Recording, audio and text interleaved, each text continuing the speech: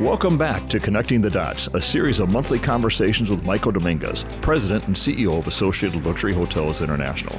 The series examines issues in the global economy in 2026 that will connect the dots to be helpful not only in business, but in life as well. Well, on this episode of Connecting the Dots, I wanted to talk a little bit about the economy and what we're expecting this year. I think it's going to be really important, and you've heard me say this before, it's a good time to have your noise reduction headphones on. Pay attention to the data. Don't pay attention to a lot of what people are estimating could happen, what is happening. And I think that's critical. And I look at last year, and it's a great example and something I've been talking about in presentations recently. But you could see the International Monetary Fund in April, once we had Liberation Day and that announcement of tariffs around the globe, you found that the International Monetary Fund took their forecast for global GDP from 3.3% to 2.8%. And lo and behold, as we got to July, they had moved it back to 3%. And we get to October, and they had moved it back to 3.2%. And when we got to December, and we now have final data in January, they're back at the 3.3% they started at. That's not to give any criticism to the people trying to forecast that. It was all unknown. We didn't know what was going to happen. But what we found going through the year is we did not have the instability we expected tariffs to be having for a variety of reasons. And that could be a whole nother section of this conversation. But I just wanted to point out that is a positive. And if you look at the International Monetary Fund forecast moving forward, it's steady. It's 3.3, 3.3, 3.2 as far as 26, 27, 28, what we're expecting.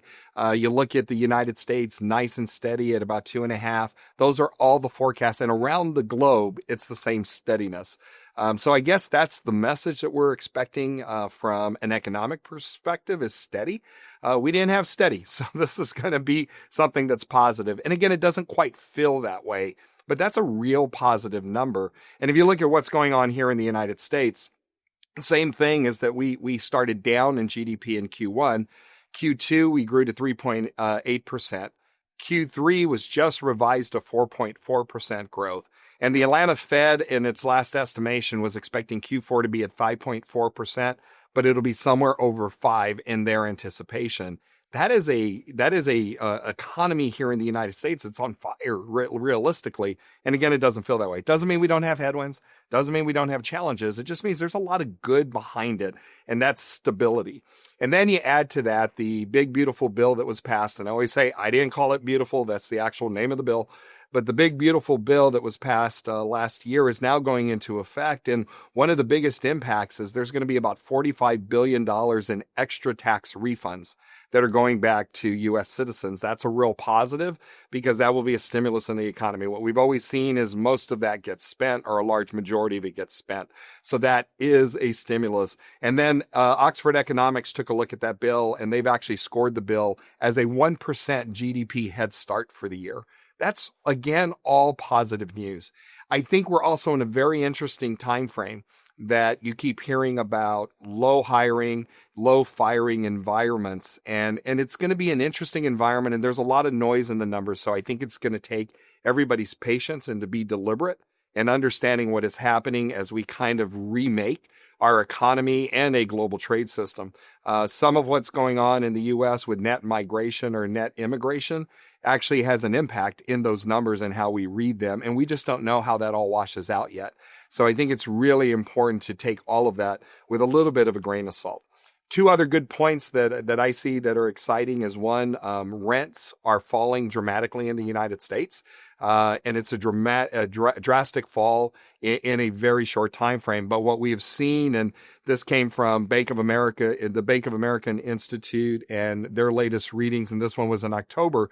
But what you found was a large spike of spend by renters, and a large majority of Americans rent today. And those renters are having more money in their pocket. Again, disposable income is good for all of us, good for the economy, and definitely good for our industry.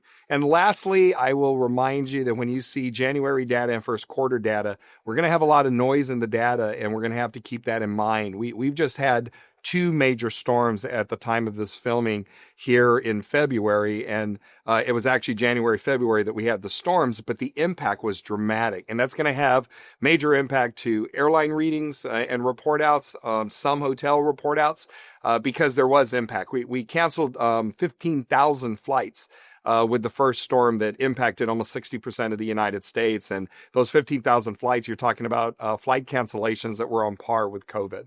So it's just important to remember that we're not going to be able to read a lot of trends out of the data coming out of the first quarter and not to overread it. That is my advice to everybody. We're going to have to be really slow and cautious on how we're looking at the numbers. January is going to be noise. February should hold pretty firm as long as we don't have any other major storms. But overall, I'm pretty bullish on where the economy is. Again, we have a lot of headwinds and a lot of noise out there. But overall, GDP is strong. Overall, hiring is slow and steady. And what we're trying to find out is that the new baseline? Is 20,000 to 50,000 new jobs every month, the new baseline, specifically with what's going on with net immigration. So more to come. We're going to continue to study this throughout the year, but hopefully this gives you a little bit of insight on how to maneuver at least through the first quarter. Thanks for joining us once again.